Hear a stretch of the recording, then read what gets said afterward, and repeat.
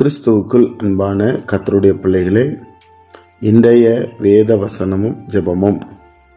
இது கர்த்தர் உண்டு பண்ணின நாள், இதிலே மகிழ்ந்து களிகூற கடவோம். நல்ல ஆண்டவரை துதித்து வேதத்தை நல்லா தியானித்து நல்ல ஜெபிக்கிறவர்களாய் நாம் காணப்பட வேண்டும். இந்த நாளிலே நாம் தியானிக்கக்கூடிய வேத வசனம் சங்கீதங்களின் புஸ்தகம் 86 சங்கீதம் 7 வசனம். நான் துயரப்படுகிற நாளில் உம்மை நோக்கி கூப்பிடுவேன், நீர் என்னை கேட்டருளுவீர். என் அன்புக்குரியவர்களே, தாவீதை குறித்து நம்ம பார்க்கும்போது தேவனை துதித்தார், தேவனை தொழுது கொண்டார், தேவனை மகிமைப்படுத்தினார் என்று சொல்லி நம்ம ஏராளமான வசனங்களை நாம் பார்க்க முடியும். ஆனால் இங்கே ஒரு காரியத்தை சொல்லும் போது, இந்த சங்கீதம் எழுதும் பொழுதே தாவீதின் விண்ணப்பம் என்று சொல்லி எழுதுகிறார்கள். நான் துயரப்படுகிற நாளில் உம்மை நோக்கி கூப்பிடுவேன். அப்போ கூப்பிடுறது வேற, துதிக்கிற காரியங்கள் வேற. எப்போ கூப்பிடுவோம்? ஆபத்து காலத்தில் கர்த்தரை நோக்கி கூப்பிடுவோம். அப்போ துயரம் வரும்போது கர்த்தரை கூப்பிடுகிறார், மற்ற நேரத்தில் ஆண்டவரை மகிமைப்படுத்துகிறார், செய்த நன்மை நினைக்கிறார். ஆடு மேய்த்து கொண்டிருந்த தாவீதை அரசனாய் மாற்றினாரே, உயர்த்தினாரே, அதை நினைச்சு கர்த்தரை மகிமைப்படுத்துகிறார்.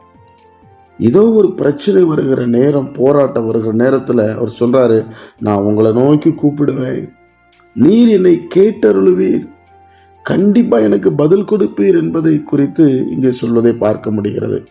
என் அன்பு கர்த்தருடைய பிள்ளைகளே, நாம் தேவனை எப்படி பார்க்கிறோம்? எப்பவும் கூப்பிட்டு இதை செய்யுங்க அதை செய்யுங்கன்னு சொல்றோமா? இல்லை என்றால் அவரை மகிமைப்படுத்துகிறோமா? அவர் செய்த நன்மைகளுக்கு நன்றி சொல்றோமா? இன்னும் செய்ய போகிற காரியங்களுக்கு அவரை மகிமைப்படுத்துகிறோமா? என் அன்புக்குரியவர்களே, இங்கே ஒரு காரியங்களை கற்றுக்கொள்ள முடிகிறது. நான் துயரப்படுகிற நாளில் தான் உங்களை நோக்கி கூப்பிடுவேன், இல்லைன்னா உங்களை உயர்த்தி கொண்டே இருப்பேன், உங்களை துதித்து கொண்டே இருப்பேன், உங்களை மகிமைப்படுத்தி கொண்டே இருப்பேன். இயேசு பெரியவர், இயேசு நல்லவர், இயேசு மாறாதவர் என்று சொல்லுவேன். ஏன்னா என்னுடைய வாழ்க்கையில நீர் அவ்வளவு நன்மைகளை செய்திருக்கிறேன்.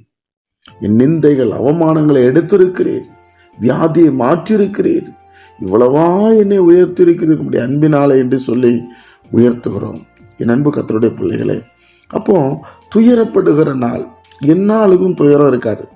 எப்பவுமே ஒரு துயரமான வசனத்தை நம்ம எதிர்பார்க்க கூடாது. வேதம் எல்லா ஜனங்களுக்கும் ஒரு பெரிய ஒரு வாக்குத்தத்தமான ஒரு வசனங்களை கொடுக்கப்பட்டிருக்கிறது.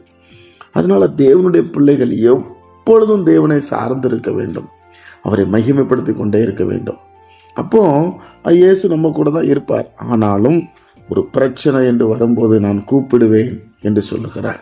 அப்போ கர்த்தர் கட்டாயம் கேட்டு தாவீதை இக்கட்டில் இருந்து விடுவித்தார், போராட்டத்திலிருந்து விடுவித்தார், போர்ல இருந்து விடுவித்தார், சாவுக்கு ஒப்பு கொடுக்கவில்லை.